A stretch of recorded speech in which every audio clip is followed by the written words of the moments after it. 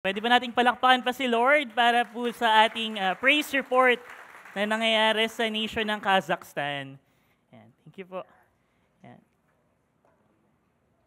Yan. So yung Kazakhstan po, medyo malapit po siya sa puso ko kasi nung nag-School of Campus Ministry po ako, may kaklase po ako, nakasabay kong nag-campus ministry. Pero ngayon ay exit na siya sa campus ministry dahil mag-world missions na po siya. So kumbaga, nagpalit na po siya, hindi na po siya campus at pupunta po siya dyan sa Kazakhstan. Yun, kumbaga, isa po yan sa mga medyo malapit sa heart kasi lagi ko pong napagpipray. And we are thankful na ginagamit ni God, again, yung church natin para ma-extend sa iba't ibang lugar, iba't ibang bansa yung ebanghelyo niya. And tayo dito sa May Kawayan at Marilao, Bulacan wide. Yan, may ipapadala po tayo yung team.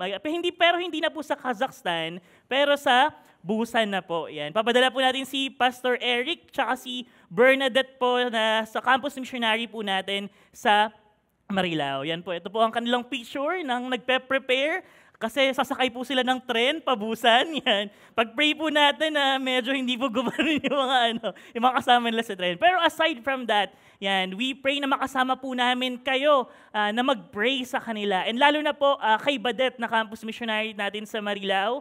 Ito si Badet, yung naka-green po. Yan, we pray na makasama po niya kayo sa pag-pray and also sa pag-support kasi kumbaga mag-raise po siya ng fund niya para kumbaga matuloy niya po yung pagpunta niya po dun sa assignment niya po sa Busan. So again, sa ano pa to? Sa July pa to, pero kahit hanggang ngayon, pag-pray na po natin na wala pong maging sagabal or walang maging parang problema sa pag-process ng mga papers at ma-preach po nila yung gospel. Okay po ba yun?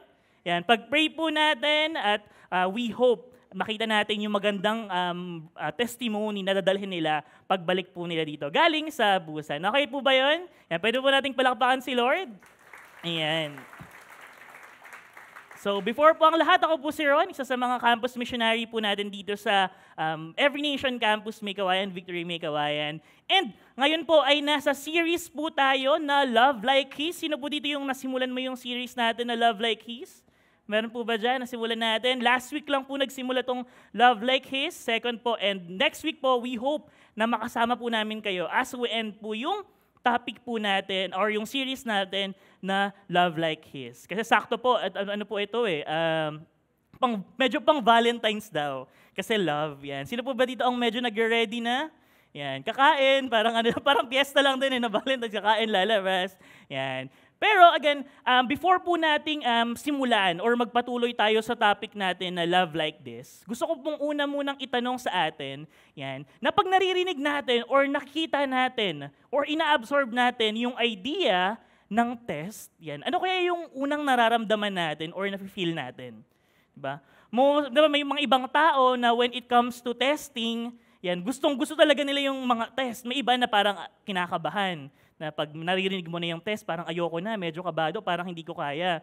Yan. May joke nga po na dahil sa sobrang ayaw mo ng test, di ba, nung Christmas, ang pinag-pray mo kay God ay, Lord, sana magbigay sa akin ng hamon. Pero ang binigay ay hamon ng buhay. Yan. Pero aside doon sa joke na yon, di ba, may mga iba-iba tayong, kumbaga, reason bakit ayaw natin ng test. Diba? Isa sa mga reason natin, di ba, pag nakita natin yung annual physical examination. Yan. Sino dito yung medyo kabado ka pag nag-APE na? Diba? Ang season ng APE ay first na quarter or minsan nasa mid. Pero yan na yung kabado ka. Diba? Lalo na ngayon, nagpasko. Yan, titignan mo kung talaga bang worth it yung pagtitiis mo or worth it yung pag-aano mo ng mga pagkain.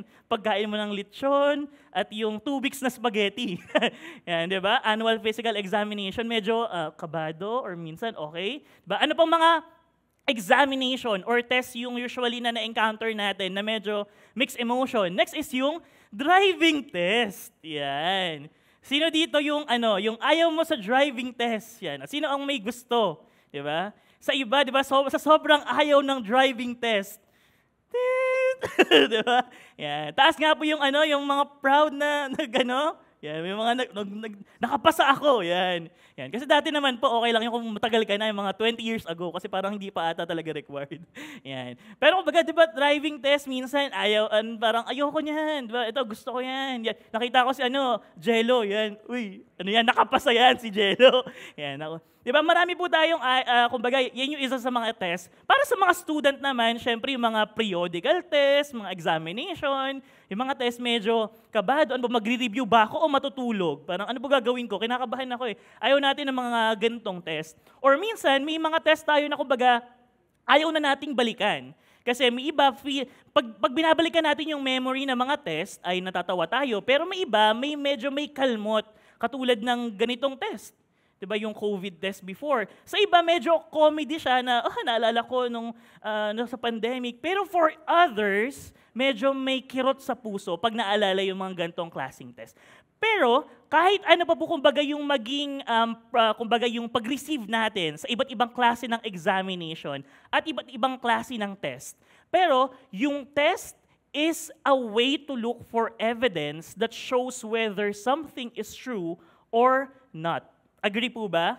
Na may mga times na dahil hindi may mga claim. So para mapatunayan natin na totoo yung isang claim, tinetest natin siya. Totoo bang nag-review ka? So may examination para makita kung may natutunan ka ba talaga. Diba? Kaya tayo, yung mga sa health natin, ganito yung nararamdaman natin. Valid ba yan? Kaya may mga APE para ma-sure kung totoo ba yung nararamdaman natin or hindi. So basically, yung test is our way para makita yung mga evidences whether something again is true or not. So bakit ko po sinasabi na to? Kasi as we talk about yung love like His, it's important na makuha natin at mag-grasp natin yung idea ng test at evidence.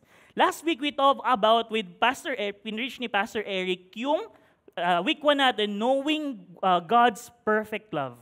Diba? Naintindihan natin kung ano yung ginawa sa atin ng Panginoon. Na hindi natin kaya iligtas yung sarili natin, kaya siya yung gumawa ng daan para maligtas tayo sa mga kasalanan natin at hindi tayo maparusahan. Okay? At ngayong naiintindihan na natin yun, ngayon is our response. Diba? Next naman is, today we're going to talk about living in God's perfect love. Kumbaga yan yung pag-uusapan po natin ngayon. But aside from this love, ang gusto po sa ating ipakita ni John dito is that as we claim na tayo ay mga anak ng Diyos, na tayo ay mga Christian na born again, love is evidence na dapat nakikita sa buhay natin. Yung perception, if we claim that we are Christian, na sumusunod tayo kay God, dapat alam natin yung pagmamahal ng Diyos, at nakikita sa buhay natin yung pagmamahal ng Diyos. Okay po? So yun po yung pag-uusapan natin ngayon. At sasagutin natin yung tanong na to. If love is truly the evidence that we are born of God, then examining and testing ourselves to see if we have love is important in our lives. Kung tayo convinced tayo na tayo ay Kristiyano, na tayo ay anak ng Diyos, dapat nandun yung evidence ng love sa buhay natin. At yun yung gagawin po natin ngayon. We are going to examine ourselves. And as our church, titignan natin, nakikita ba sa buhay ko tong evidence na to? Or medyo kailangan pang i-work out? Okay po, invite ko po ang lahat na tumayo. As we read our passage this morning, ayan, punta po tayo sa 1 John, chapter 4, verses 11 through 18. Okay po? Pa-help na lang po ako sa text, sa pag-next.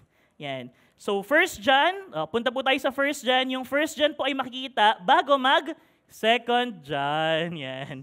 Tsaka yan, after po siya ng 2 Peter. Yan, medyo pa-end na po siya ng Bible. Tapos, para at least tuloy-tuloy na yung pagtuturo po natin, hanapin niyo po dyan yung malaking, parang bold letter na 4.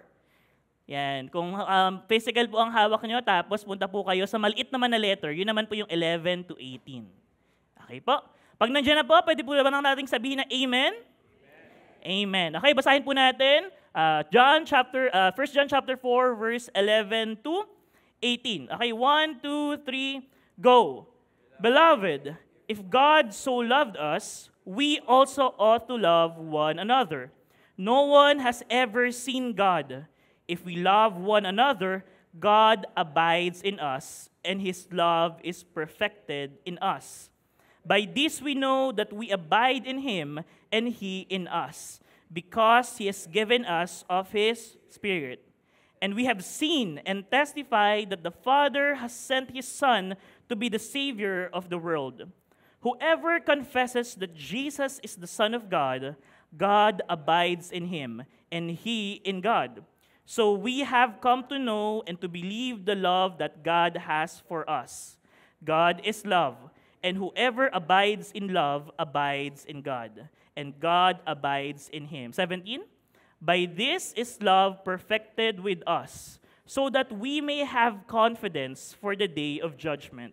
Because as he is, so also are we in this world. There is no fear in love, but perfect love casts out fear. For fear has to do with punishment, and whoever fears has not been perfected in love. Let's come before the Lord in prayer. Panginoon, maraming salamat sa pagkakataon, Lord, na mas maintindihan namin, mas makilala ka namin, Panginoon, at mas maintindihan namin, Lord, kung paano ba kami dapat namumuhay pag sinabi namin kami ay Kristiyano. Lord, we pray na as we talk about love, hindi ito yung parang maging wall sa amin, but Lord, may we reflect, Lord, kung ano yung sinasabi ng Scripture, Panginoon, sa buhay namin. If sa tingin namin, God, ay punong-puno kami ng pag-ibig, Lord, then praise God. If medyo nagkukulang kami this season, Lord, we pray na yung grace mo ay mag-overflow sa buhay namin, Lord, so that we can be a tangible, Lord, na proof na kami ay anak mo, Panginoon. Lord, maraming salamat sa umagang ito. We thank you. In Jesus' name we pray. Amen and amen. Yan, maaari na po tayong makaupo lahat. Yan. Yan. Para po mas maintindihan natin kung ano po yung binasa natin at ano po yung nasa loob ng 1 John na libro, kumbaga kung titignan po natin yung John, ang dami pong love na masasabi dyan. Kumbaga yan nga daw po ang book na puro love. Kasi siya, ang nagsulat din po dyan ay si John na nagsulat ng John 3:16. So kumbaga medyo ang theme po talaga niyan ay love, paano magmahalan, paano makita, paano maging evident yung pagmamahal sa isang Kristiyano. Pero kung titignan po natin yung time na sinulat ni John po yan, ang nangyayari po sa simbahan, yung first century Christian, ay nagkakagulo sila kasi maraming mga maling paniniwala na na-inject inside the church. Maraming nagsasabi na si Jesus Christ ay hindi talaga nagkatawang tao at hindi talaga siya Diyos. At dahil sa nangyayaring yun, nagkakaroon ng division, nagkakaroon na ng pagwawatak-watak. Marami nang naniniwala sa kasinungalingan at hindi na naniniwala sa kung ano yung sinasabi ng Scripture. At nang yun ang nari po doon, medyo nalilito na po talaga sila kung ano nangyayari. Parang na-experience nyo na po ba yun? Yung napunta kayo sa isang lugar, wala kayong, parang detective kayo, parang wala akong mapagkatiwalaan dito. So hahanap po kayo ng mga evidences para masabi, ay ito, totoo pa ba ito? Paniniwalaan ko ba to? Yun po yung sinasabi ng passage na to. That's why si John ay sinasabi niya, okay, nagkakagulo kayo dyan, pero ito yung technique. Hanapin nyo if yung Kristiyano or yung nagtuturo sa inyo ay may pagmamahal. Nakikita ba si Christ sa pag-ibig nila? Gets na po? Yun po yung nangyayari sa libro po natin na to. And kung babasahin po natin yan, titignan po natin ngayon yung mga evidences, kumbaga, para makita natin na, Lord, tunay nga ba na nagre-reflect ka sa buhay nila at yun yung titignan natin sa buhay natin ngayon. So first is, God's love, therefore, we love others. Again, sinabi ko po kanina, last week we've talked about yung pagmamahal ni God and ngayon yung response. Dahil alam natin yung pagmamahal ni God, therefore, we love others. Sabi po sa passage, Beloved, if God so loved us, we also ought to love one another. No one has ever seen God. If we love one another, God abides in us, and His love is perfected in us.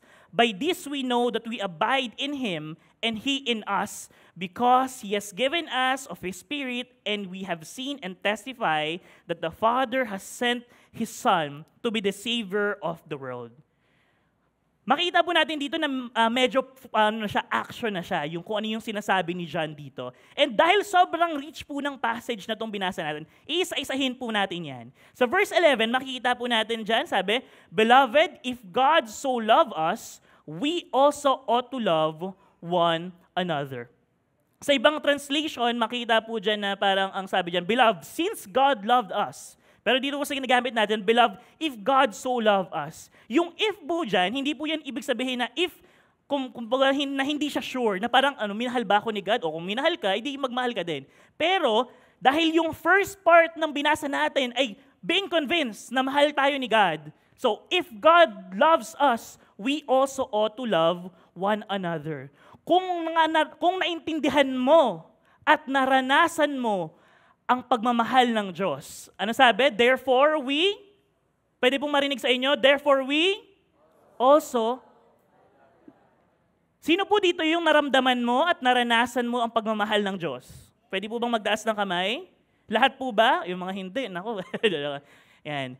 At kung tayo ay naranasan at naintindihan ang pagmamahal ng Diyos, our response is, we also, kayo po yung magsabi. Diba? Lahat po tayo pala, kung naranasan na natin, 1, 2, 3, go. We also ought to love one another. Yan po yung sinasabi ni Janjan, na dahil naranasan na natin ang pagmamahal ng Diyos, our response is mahalin yung iba. Ngayon, pag tinignan po natin dyan, kasi parang dapat po, dapat natural lang ba or pipilitin ko yung sarili ko? Ngayon, pag tinignan po natin yung word na oath, pag tinignan po natin siya sa original po na language, makikita natin yung salitang ophilo. Yan, yung Greek word niya, which means to be obligated.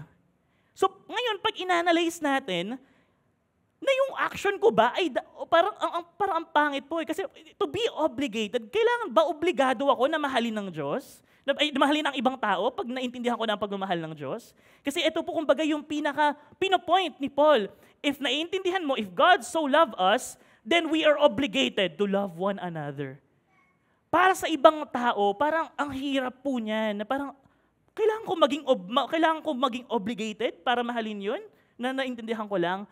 Pero for us, na naiintindihan yung pagmamahal ng Diyos at naranasan yung pagmamahal ng Diyos, yung obligation na to, ay kumbaga hindi siya yung term how we use obligation right now. Because yung obligation na to will be our response sa pagmamahal ni God. Dahil naintindihan natin at kumbaga yung term na nalasap natin yung pagmamahal ng Diyos sa mga buhay natin, it's our duty. Kumbaga, it's our obligation na mahalin yung ibang tao. Medyo mahirap siya pag tinignan natin, pero pag tinignan natin, kumbaga lahat po tayo in this life, may mga obligasyon po tayo. Tama? May mga, pag ikaw ay may anak, may obligasyon kang alagaan yung anak mo. Pag may mga bagay, lahat tayo for sure nagkaroon na tayo ng obligasyon. May mga obligasyon na masaya tayo, pero may obligasyon na hindi. Pero na-imagine mo na yung sa side ng masaya ka. Di ba yes, may obligasyon ka sa pamilya mo, pero it's a delight to do things because mahal mo yung pamilya mo. Di ba? May mga obligasyon ang hirap gawin, lalo na pag medyo out dahil sa kasalanan. Nagkaroon ka ng obligasyon. Pero may mga obligasyon na binibigay sa God sa buhay natin na delight. Di ba naranasan mo na yung first time, kunyari para sa mga YA, di ba first time kang mag-girlfriend at boyfriend. Tapos obligasyon mo maghatid. Sundo, ganyan. It's your delight. And yun yung sinasabi nating obligation dito na sinasabi sa passage. When we truly understand yung pagmamahal ni God, yung obligation is delight to love others.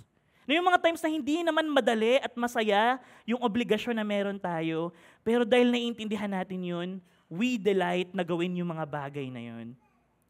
Di ba po? Kumbaga yung response. Beloved, if God so loved us, we also ought to love one another.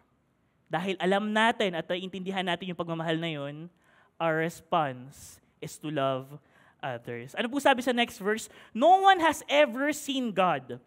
If we love one another, God abides in us, and His love is perfected in us. Diba? Kung wala pa daw nakakakita kay God. But whenever we love yung ibang tao, God abides in us, and His love is perfected in us. Ngayon, bago po tayo tumingin, kumbaga, na medyo lagyan na po natin ng meaning yan. Nung time po na yon, again, may mga teaching sila na medyo kailangang itama. Kasi nung time po na yon, may tinatawag po na Gnosticism. In simple term, yung naniniwala po yung mga philosopher na to nung unang panahon na yung the world of matter is evil and spirit alone is good. So yung physical, dahil kumbaga pag tinignan mo yung mundo, puro kasamaan, puro paghihirap. For those people, hindi sila naniniwala na mabuti yung physical. So naniniwala sila na si God, si Jesus, si God ay hindi magkakatawang tao. Dahil nga yung physical na mundo ay masama. Na pag tinignan mo to, puro kasamaan, puro pagnanakaw, puro ganito yung nangyayari, and therefore, hindi mag-a-abide si God sa katawang lupa. Diba? At yun po yung, kumbaga, yung nag-infiltrate na idea before.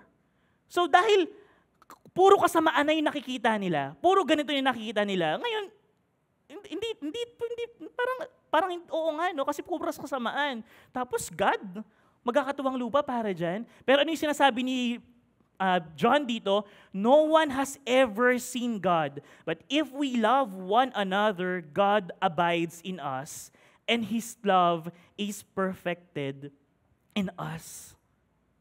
Diba? Now, whenever nakikita natin yung kasamaan, kumbaga yung kadiliman ng mundo, di ba? Whenever we love someone, nagiging tangible yung pagmamahal ni God. Nagiging, kumbaga yung presensya ni God ay nararamdaman ng isang tao or isang grupo ng tao, ng isang community, whenever yung isang tao, puro tao no? Whenever yung believer ay ine-express yung love na yun. Diba? Parang ngayon po, ang hirap magmahal, lalo na pag we're looking sa kumbaga kasamaan ng mundo. Ba't kung mamahalin yung ganitong tao kung ganito ako? Di ba pag ang medyo challenging po sa akin na magmahal pag medyo nagda-drive. Pag medyo nagda-drive, daming nagka-cut, di ba? Daming ganito. Minsan di mo ano ba nangyayari? Pero whenever na ine-express mo yung pagmamahal ni God, sa isang sitwasyon na parang walang Diyos, God's love, ano nangyayari? Nagiging tangible si God doon. Diba? Kumbaga yung nakikita ng ibang tao, yung pagmamahal ni God. Diba yung medyo, kunyari sa driving na lang din, diba? May parang binangga ka na, muntik ka nang magganon, tapos, bro, ingat susunod tapos, di ba, parang hindi, di ba laging rider, nakaganon ka lagi pag sa mga video Pero pag nalasap nila or natikman nila yung pagmamahal ni God because minahal mo sila, in-express mo yung love, nagiging tangible yung pagmamahal ni God sa sitwasyon na yun or sa tao na yun. Whenever na ang hirap mahalin ng mga kapamilya natin sa bahay, di ba? Nagiging tangible si God sa sitwasyon na yun. Ay, yun yung pinapakita dito ni God sa atin. God abides in us and His love is perfected in us. We're not talking about dito yung pagmamahal ni God na ibinigay niya sa atin kasi kumbaga perfect yun. Pero nagiging perfect yung pagmamahal ni God sa atin whenever we apply yung pagmamahal na yun sa ibang tao. Kumbaga, wala mang Gnosticism sa panahon ngayon. Wala mang turong ganon. Pero makita natin that in our lives today, yun nga yung mga, ang daming nanloloko, medyo takot na tayong magmahal. Kasi pag minahal ka, iniiwan ka. Pag minahal mo ng todo, iiwan. Diba ang daming ang mga balita ngayon, may calendar na nga January, ito yung mga naghiwalay. February. Diba parang, we're living right now in the world na sobrang hirap magmahal. Hindi lang romantic, pero in general. Kasi nakakatakot, puro kasamaan.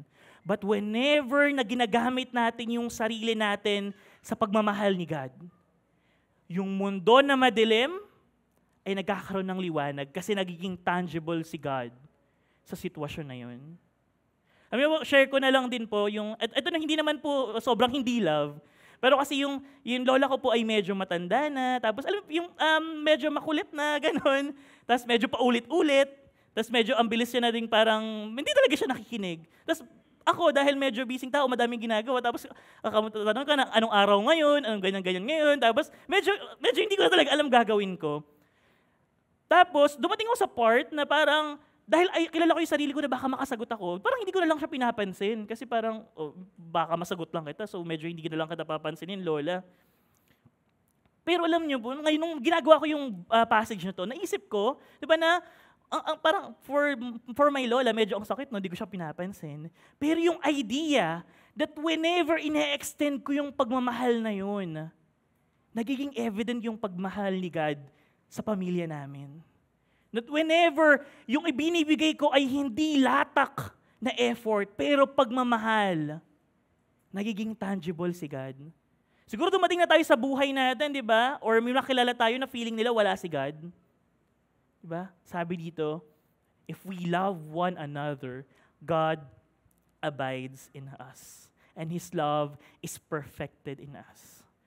So, ang prayer ko po ay maging agent tayo ni God sa pag-express at pag-deliver ng pagmamahal po na yun. Ang pag tinignan po natin, ang ganda po, no, na parang His love is perfected in us. Ngayon, pag tinignan po natin, yung word ni God, laging yung how we deal with God ay nakarelate sa kung paano natin i-deal yung ibang tao. Ngayon, pag tinignan po natin isa sa mga conversation ni Jesus sa New Testament, sabi po sa Matthew 22 verse 36 to 40. Ito po yung time na tinetest ng mga tao si Jesus Christ. Sabi, "Teacher, which is the greatest commandment in the law?" And he said to him, "You shall love the Lord your God with all your heart and with all your soul and with all your mind. This is the great and first commandment. And the second is like it. You shall love your neighbor as yourself. On these two commandments depend all the law and the prophets." Nakita po natin yung tanong, yung sagutan. Tinatanong nila, ano ba yung greatest commandment? Sinagot ni God, love the Lord your God with all heart, soul, mind, and strength.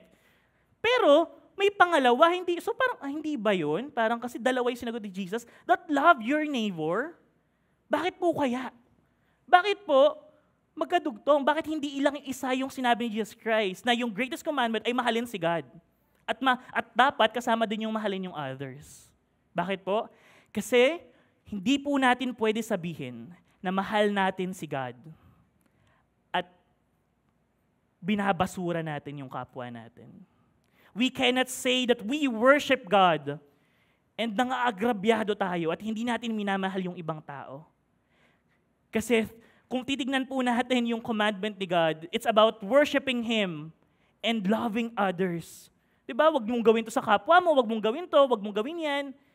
Kasi ganun ka-sacred kay God yung ibang tao.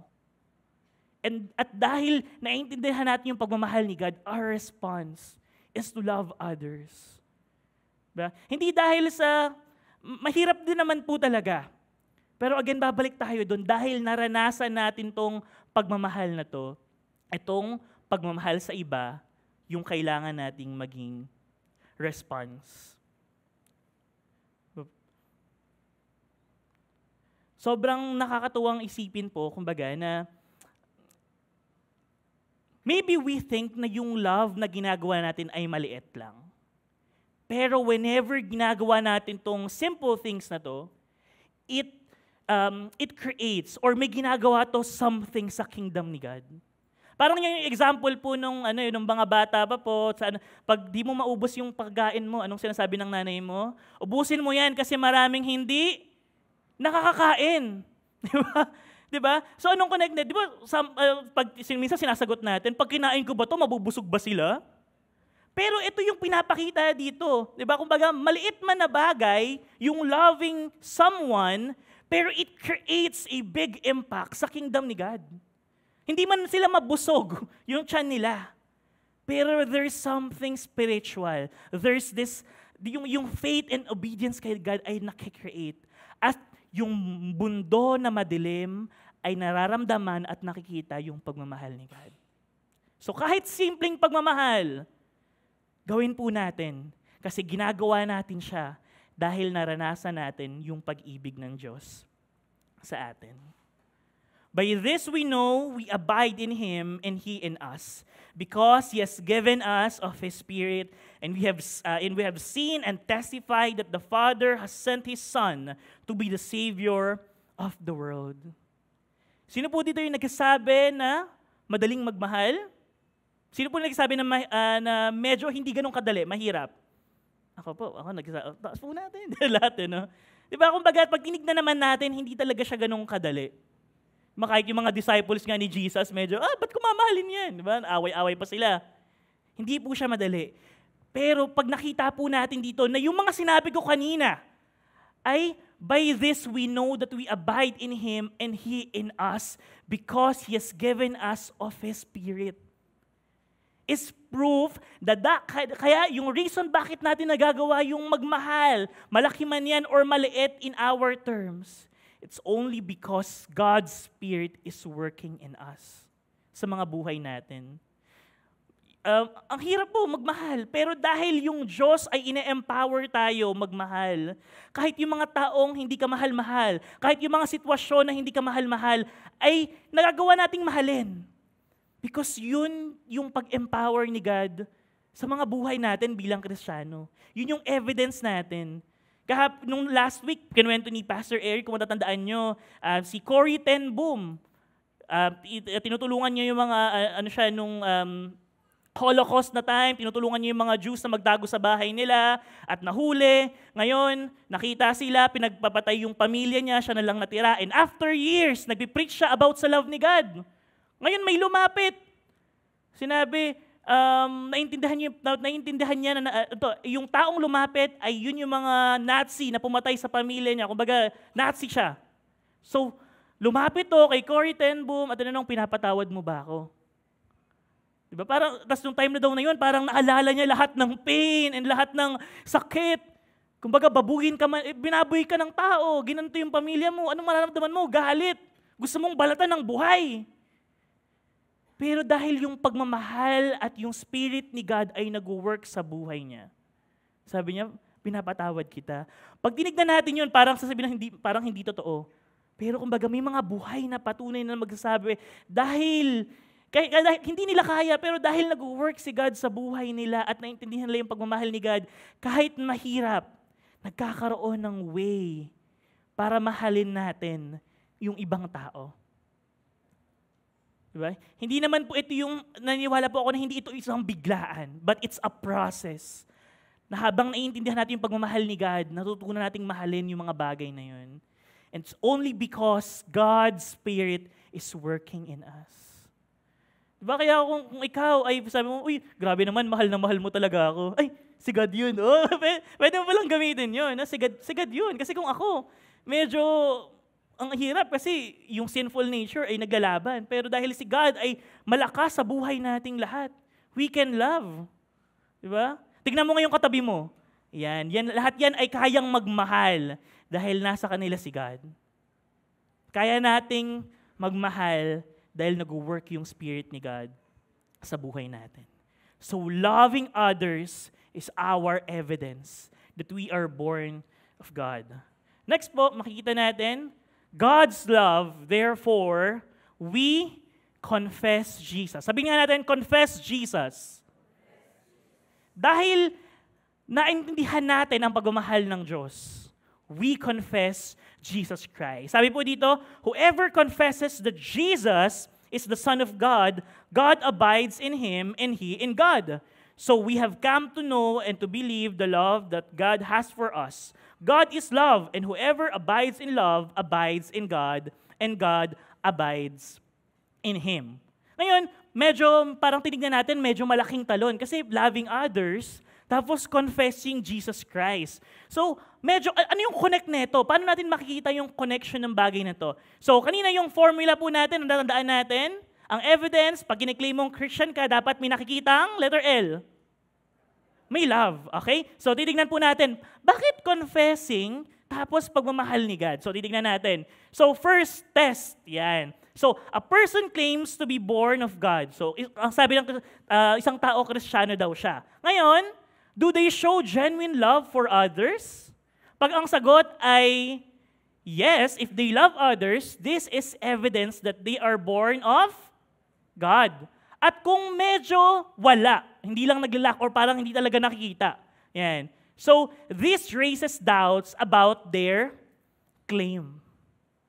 So, ano po yung gusto nating ipakita dyan? Paano if yung isang tao ay mapagmahal. Pero walang Jesus Christ at hindi niya ina-acknowledge yung lordship ni Jesus Christ. Sa tingin ba natin, He is born of God? Kasi pag tinignan po natin, maraming tao na mapagmahal. Si Jade, mapagmahal yan. Yan. Si Pastor Eric, mapagmahal po yan. Yung mga katabi niyo po, mapagmahal yan. Pero pag walang Jesus Christ dun sa pagmamahal na yun, hindi natin siya masasabi na evidence ng pagiging Kristiyano. Kasi yung love na yon must be founded sa kung sino si Jesus Christ. Na dapat kino-confess natin, dapat nakikita sa buhay natin yung lordship ni Jesus Christ. Diba kasi parang ano yan yung tono ng Christian ka ba, may ibang dalawang tono yan. Diba? May kaibigan ka, tapos ngayon matagal mo na nakilala, tapos sabi mo Christian ka. So, ay Christian ka? Yeah, diba? Ay, parang okay. Ay, nakita niyo si Jesus, pero ay, Christian ka? Medyo magkaiba po yun. Pero kumbaga, yun yung kailangan nating makita dito sa part na to, na yes, yung love is a major evidence to see if we are born of God. Pero yung love is hindi enough. Kasi yung love must be according sa kung sino si Jesus Christ. Na yung pundasyon ng pagmamahal ay hindi yung definition natin, pero kung paano siya dinefine ni Jesus Christ. Ang ganda po, balikan ko lang po, whoever confesses that Jesus is Son of God, God abides in Him and He in God. Sabi dito sa 16, so we have come to know and to believe the love that God has for us. Dahil sa pag-confess natin, pag-testify natin, nalaman natin yung pagmamahal, yung tunay na pagmamahal ni God. And God is love, and whoever abides in love abides in God, and God abides in him. Hindi naman yan yung whoever abides in love abides in someone else or someone else, yung ibang definition ng iba. Pero whenever na nagmamahal tayo, diba, dapat ina-abide natin yung out of God's love sa kung sino si God, sa lordship ni Jesus Christ sa mga buhay po natin. Okay po? Ngayon, narinig niyo na po ba yung term, na parang ito yung example niyan na yung love is love.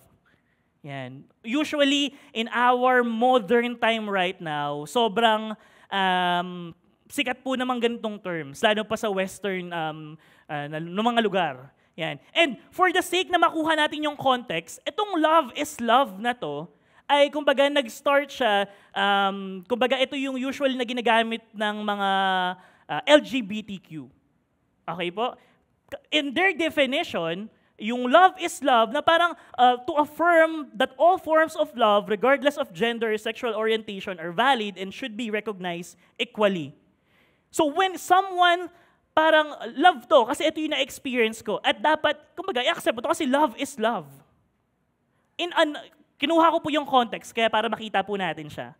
Kasi dyan po siya nanggaling, dyan nag-start, kumbaga nag-revolutionize yung term na yan. But pag tinignan natin siya in a nutshell, this means na pwede kong gawin yung mga bagay na gusto ko as long na for me and for other people, it's accepted as love. Kasi love is love.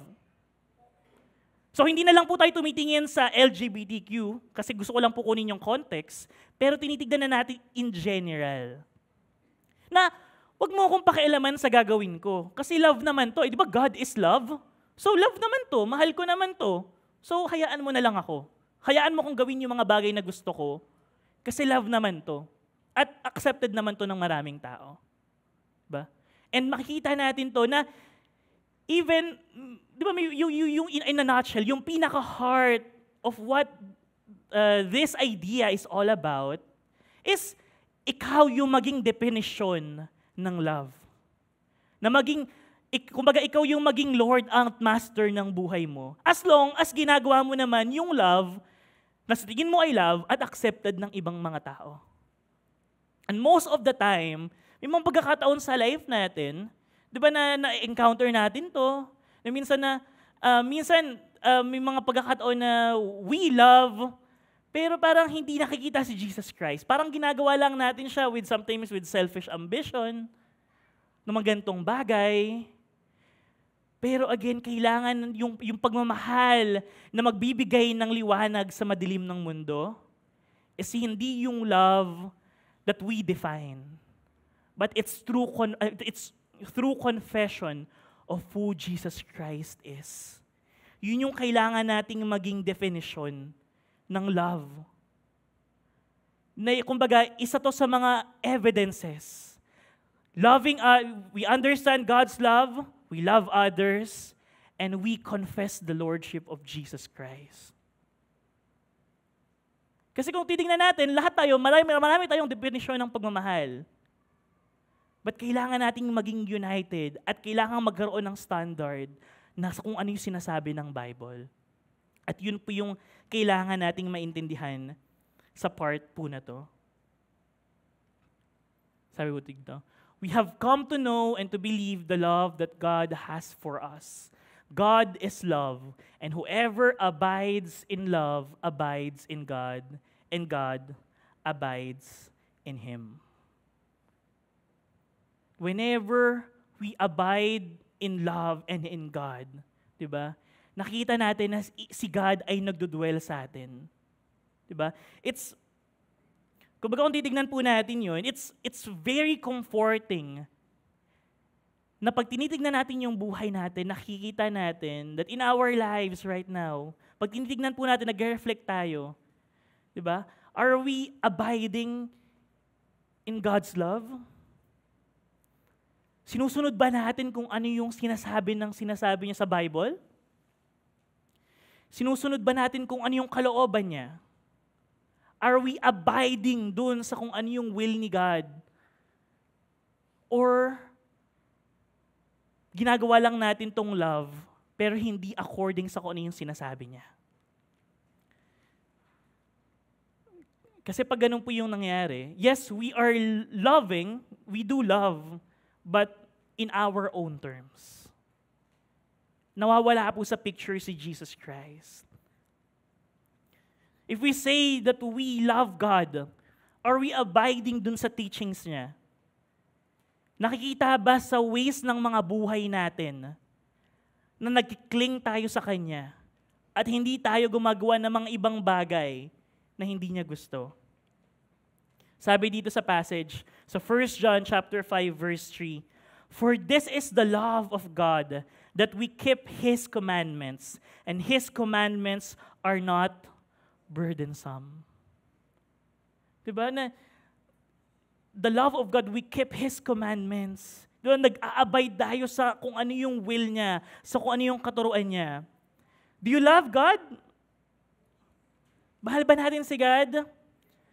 Spend time with Him. Meditate on His words. Diba, kung mahal natin si God, take His yoke upon us and let's seek to understand and obey. Kung mahal natin si God, yun yung gawin natin. For this is the love of God, that we keep His commandments. When we love the Lord, obedience ceases to be a burden. When we love the Lord, obedience becomes a delight. When we love the Lord, we seek less after things that benefit us and instead turn our hearts toward things that blesses and uplift others. Hindi na tayo nagiging makasarili kasi we love the Lord. We delighted na mag-abide sa Kanya. When we love the Lord, pinapalalim na yung mind natin and yung heart natin to become pure. When we love the Lord, we experience mighty changes in our hearts where we no longer desire to do evil but to do good continually. Do we love the Lord? Kung mahal natin si Lord, let's abide in Him. Sabi dyan, no? For this is the love of God, that we keep His commandments, and His commandments are not burdensome. Pag nasa journey ng Christian, medyo mahirap talaga. Diba? May mga ginapagawa si God ng hirap i-obey. But as we start to delight ourselves kay Lord, obedience becomes a delight. Gumagaan. Kasi mahal natin si God dahil naranasan natin yung pag-ibig niya, naiintindihan natin. At yung pagsunod ay yes, mahirap, pero may delight. Siya yung sinisik natin at hindi yung mga bagay to gratify ourselves. And that's the love of the Lord.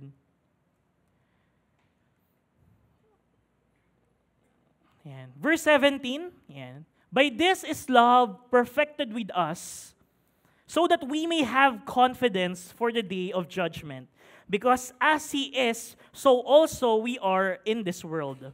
There is no fear in love, but perfect love casts out fear, for fear has to do with punishment, and whoever fears has not been perfected in love. Talagang sinadya ko po na may ganito para binabasa natin yan. Kasi the reason why can we have this confidence pagdating ni Jesus Christ is because we confess His love and we confess His Lordship. Di ba? Yung isa sa mga effect ng pagmamahal ni God as we confess Him, as we live a life glorifying Him, is our confidence sa pagdating ni Jesus Christ. So may mga times sa buhay natin, di ba, na siguro may mga ganun talaga na parang pag dumating ba si Jesus Christ, kasama ba ako? Kaparte ba ako? May mga ganung part.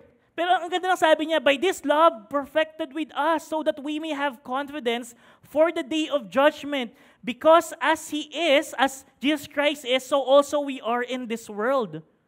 Diba? Katulad because yung life natin is katulad ng buhay, pagiging faithful ni Jesus Christ, kung paano niya demonstrate yung love, kung paano siya naging faithful, kung paano niya minahal si God at yung ibang tao. Diba? Pag yun yung naging reflection natin sa buhay na to, it gives us confidence sa pagdating niya. Kasi sabi po dito, there is no fear in love, but perfect love casts out fear, for fear has to do with punishment, and whoever fears has not been perfected in love. Parang ito po yung sinabi ko kanina na may ginagawa tayong maliit, pero it creates pala a big impact sa mga buhay. So whenever we understand, whenever na nagmamahal tayo out of God's Lordship, out of Jesus Christ, parang na paghahari niya, na nagmamahal tayo and we confess who He is, it gives us confidence sa pagbabalik niya. Kaya ang ganda nun na there is no fear in love, but perfect love casts out fear.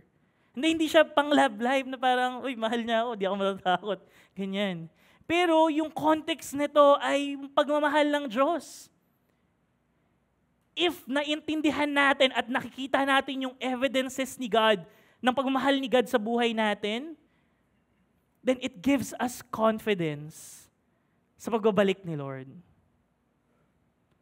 It gives us confidence because yung love na yon, dahil secure tayo sa pagmamahal niya sa atin, alam natin, nakasama tayo sa pagbabalik niya. May mga season, pero most of the time parang medyo hindi tayo takot or minsan takot tayo pagbabalik ni Jesus Christ. But as baka anong mangyari man dito, baka maging faithful na lang tayo. Hintayin na lang namin si Jesus Christ. Pag kinabukasan balik ni Jesus Christ, ngayon lang kami magiging faithful. Hindi. As we become faithful sa pagmamahal ni God now, it will secure us in the future. So yung pagiging faithful natin ngayon sa pagmamahal niya, sa pag-confess kung sino siya, ay magbibigay sa atin ng kasiguraduhan sa pagbabalik niya.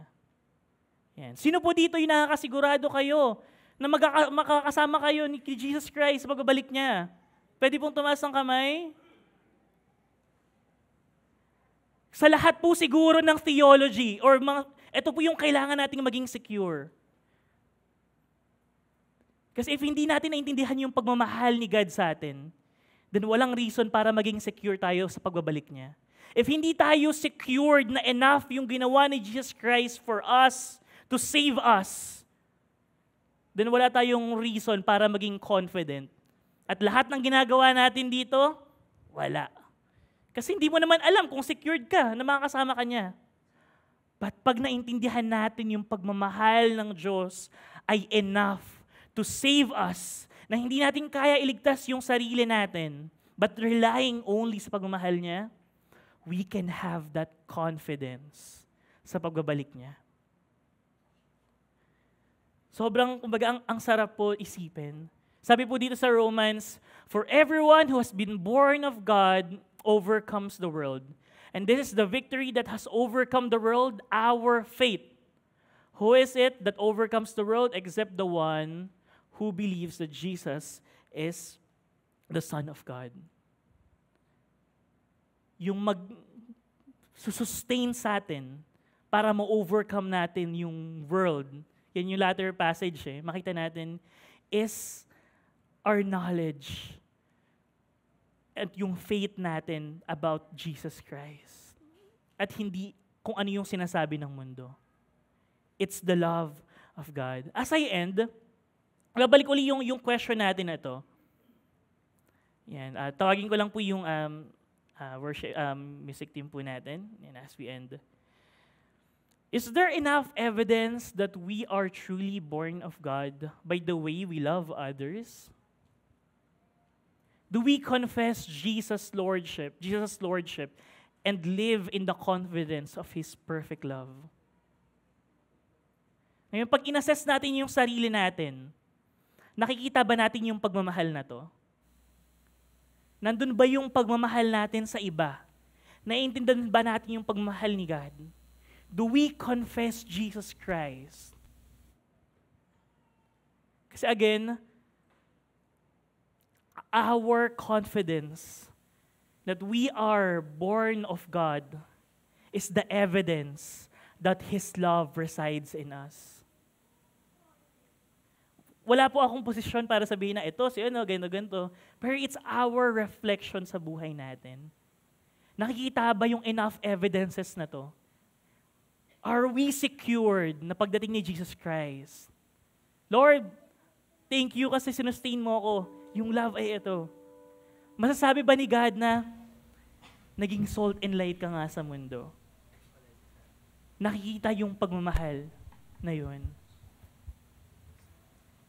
May evidence ba ng love sa buhay natin? And yung pag-confess ng Lordship niya ay nakikita ba? I hope that as we go on in this life, makita natin to. Maintindihan natin yung pagmamahal ni God sa buhay natin. Darating tayo sa time na medyo matatakot tayo sa pagbabalik ni Jesus Christ. Lord, ano ba? Secured ba ako? Pero as we abide in Him, as we cling dun sa pagmamahal niya, sabi dito, "For you do not receive the spirit of slavery to fall back into fear, but you have received the spirit of adoption as sons, by whom we cry, Abba, Father. The Spirit Himself bears witness with our spirit that we are children of God. And if children, then heirs, heirs of God and fellow heirs with Christ." I hope that maging secure tayo dun sa pagmamahal ni God. I hope na mas maintindihan natin at makapag-response tayo dun sa pagmamahal ni God. So that makita natin sa buhay natin, maging convinced tayo sa pagmamahal na to ni God sa buhay natin. As I end, gusto ko lang basahin tong verse na to. "Who shall separate us from the love of Christ? Shall tribulation, or distress, or persecution, or famine, or nakedness, or danger, or sword? No, in all these things we are more than conquerors who through Him who loved us. For I am sure that neither death nor life, nor angels, nor rulers, nor things present, nor things to come, nor powers, nor heights, nor depth, nor anything else in all creation will be able to separate us from the love of God in Christ Jesus our Lord." I hope that this truth will give us this convincing, yung confidence sa puso natin that we are His. that we can love because minahal niya tayo. Let's come before the Lord in prayer. Lord, maraming salamat sa pagkakataon, Lord, na makita namin, God, kung paano ba dapat kami nabubuhay bilang isang Kristiyano. Lord, if we truly, Lord, proclaim that we are Christians, that we are born of God, Lord, we pray that by your grace, ay makita tong pagmamahal mo at makapagmahal kami according sa kung paano ka magmahal. Lord, we're living in times na sobrang hirap magmahal. But because your Spirit is working in our lives, kaya naming magmahal. It's not because kaya naming pilitin yung sarili namin, kaya naming mag 1, 2, 3, mag 1 plus 1, paano ba magmahal? Pero it's only because your Spirit is working in our lives. And if there's area in our lives right now na feeling namin na yung love mo ay hindi nag-a-abound, Lord, our prayer is that your Spirit will work dun sa area na yun. If may area na puro hatredness yung nafe-feel namin, if may mga bagay na hindi pa kami ma-surrender sa'yo, Lord, help us. If there's fear, Lord, sabi sa passage, your love cast out all fears. We pray na maging secure kami sa pagmamahal na to. And Lord, right now, gusto naming mag-abide sa pagmamahal na yun. Gusto naming kumapit dun. Because this is the love of God, that we obey your commandments. And we delight, Lord, napapurihan ka. Lord, maraming salamat. We thank you. In Jesus' name we pray. Amen. Tayo po tayo as we respond in worship. We pray na mas mag-abide tayo at mas maramdaman natin yung pagmamahal ni God sa buhay po natin.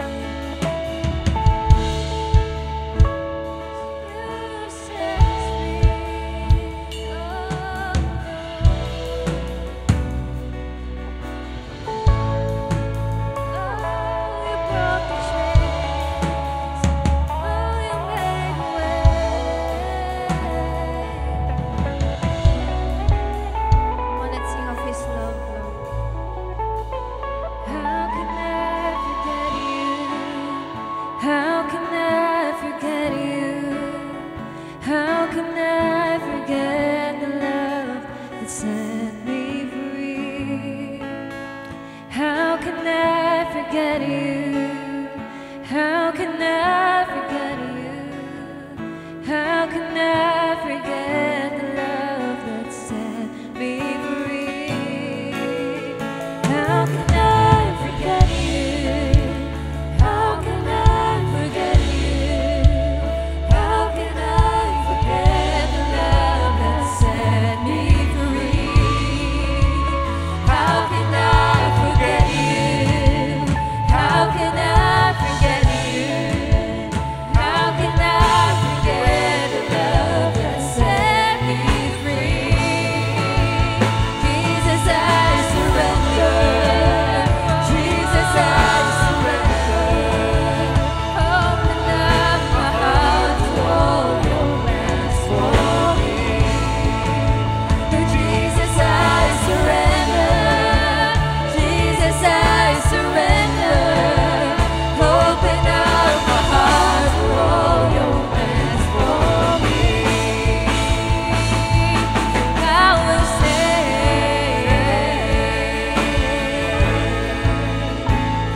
and I will wait for you. So I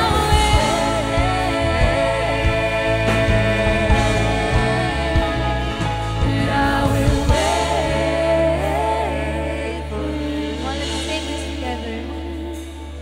There is nothing that I want more than to be with you, my Lord. Lord, that's our prayer. Lord, sabi sa song, Lord, may we never forget, Lord, yung pagmamahal na yun, God, na ibinigay mo para sa amin, na in-express mo, Lord, at ipinakita mo by giving your Son, Jesus Christ. And Lord, our prayer, God, ay mabuhay kami dun sa pagmamahal na yun. Sa pagmamahal mo na minamahal yung iba, sa pagmamahal mo that we declare that Jesus is God, and sa love mo that gives us confidence, Lord, na kasama ka namin, Lord, sa pagbabalik mo. Lord, we pray na itong pagmamahal na to ay mag-umapaw sa buhay namin at maging living testimony kami na totoo kang Diyos at maging tangible ka sa mundong to. Lord, maraming salamat. We glorify you. We thank you. In Jesus' name we pray. Amen and amen. Good morning po ulit para sa ating lahat. And thank you po sa pag-join ng ating 10 a.m. service. See you po ulit next week sa end po ng ating series na Love Like His. Ingat po and God bless.